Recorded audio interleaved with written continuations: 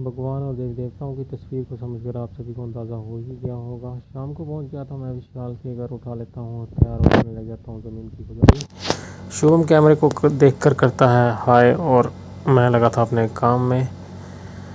Welcome back to my channel. मेरा नाम है गौरव और मैं रहता हूँ जम्मू। ज़मीन की खुदाई इसलिए कर रहे थे क्योंकि हम बना रहे थे देसी चूल्हा। कल था विशाल के घर में भंडारा और इसी जगह बनाना था हमने कल के भंडारे का खाना।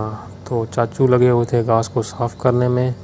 सभी लोग थे अपने अपने काम में व्यस्त। मैं और शुभम कर रहे थे चूल्हा तैयार। मैं मिट्टी की खुदाई कर रहा था और शुभम मिट्टी निकाल कर रहा था साइड। 40 मिनट के बाद हम बना देते हैं चूल्हा। अगले दिन पहुंच जाते हैं विशाल के घर, पहले करवाते हैं कुछ दूसरे काम और फिर पहुंच जाते हैं जहां खेल का कार्यक्रम हो चुका था शुरू। काफ़ी लोग देखने भी आ रहे थे, रिलेटिव्स, गांव के लोग, और कुछ लोग आकर चले भी गए थे। जिसको जितना समय मिल पा रहा था वो अपना समय दे रहा था। काफ़ी धूप भी निकली हुई थी आज। ये है विशाल के चाचू जी, इन्हीं के घर में था भंडारा।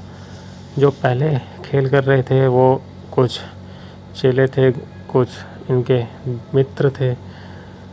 तो बहुत से लोग खेल करते हैं अपने देवी देवता की। ये हमारे देवी देवता का हमारे ऊपर आशीर्वाद रहता है कि उनकी छाया हमारे अंदर रहती है। तो वो फिर अपनी मांग करते हैं, अपनी खुशी से भी लोग भंडारा करवाते हैं। जो जो जिसको जैसे ठीक लगता है वैसे करता है। हो सकता है मुझसे बोलने में बीच में कोई गलती हो जाए तो उसके लिए मैं पहले ही आप सभी से क्षमा मांगता हूँ।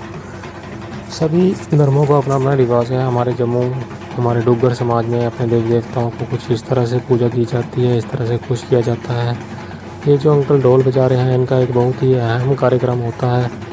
ये हमारे देवी देवताओं को उनकी मांग के अनुसार भजन सुनाते हैं, कारक सुनाते हैं, और जिस तरह से देवी देवता बोलते हैं और उनके उसी अनुसार सारा कार्यक्रम चलता है। हमें ये ज़रूर देखना चाहिए, इससे मन को काफ़ी शांति मिलती है और हमारे देवी देवताओं का हमारे ऊपर अपार आशीर्वाद रहता है। देश के विभिन्न जगहों पर अलग तरीके से अपने देवी देवताओं को प्रसन्न करने के अलग अलग तरह से भंडारे और अलग अलग तरह से पूजा के कार्यक्रम किए जाते हैं। ये हमारे जम्मू में डुग्गर समाज में इसी तरह से किया जाता है और हमें अपने जड़ों को हमेशा याद रखना चाहिए और अपने देवी देवताओं का सम्मान करना चाहिए।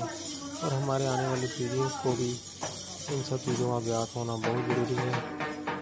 Thank you.